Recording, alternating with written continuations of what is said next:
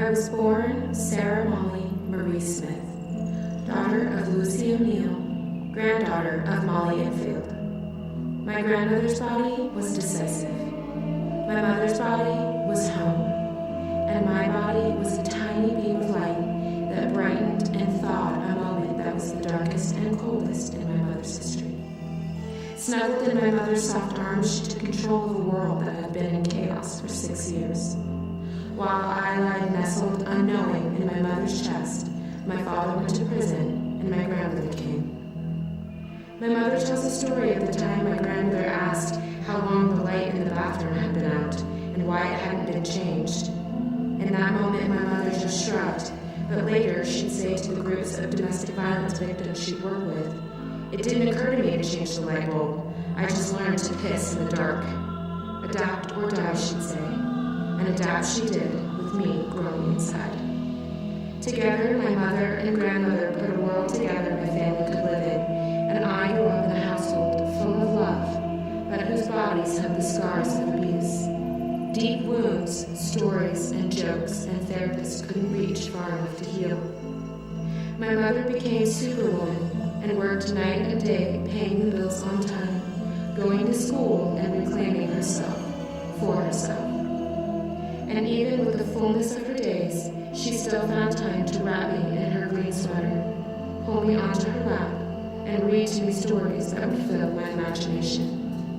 She became an example to other survivors, and I became Myra Rose Kelly, daughter of Lucy Kelly, granddaughter of Molly Seymour. My grandmother's body turned adventurous, traveling for the first time in her life. My mother's body slimmed down and became a channel through which stories and experiences could come through and be healed. My body became the namesake that carried generations of trauma through to the present. I've heard we could rename a cycle as a spiral, where we may be carried back through these energies, although they never quite strike the same. As my body grew from childhood through adolescence, I learned the lessons mothers fear for their daughters, and young, I became a mother. Like my mother and her mother. In this moment, I had a choice. Should I name her Lucy and carry forward our matrilineal destiny? No. I named her Eliza, daughter of Molly, granddaughter of Lucy. Her grandmother's body was falling into disconnection. Her mother's body was frail and uninhabited. Her body was pink and small and perfect. I vowed to free her from this cycle, and though I was relieved at her escape, I couldn't help but cry out for my own. And so I asked for help, and through time I connected my mind with my body and felt my feet on the ground for the first time. I connected the tight feeling in my chest to my awareness and gave words to my experiences, and I became Leila Rose, daughter of Lucy, granddaughter of Molly, mother of Eliza.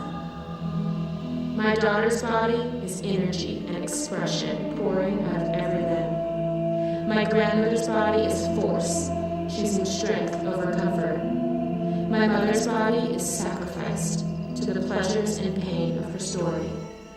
My body is finally mine. You hear a name, but not a story.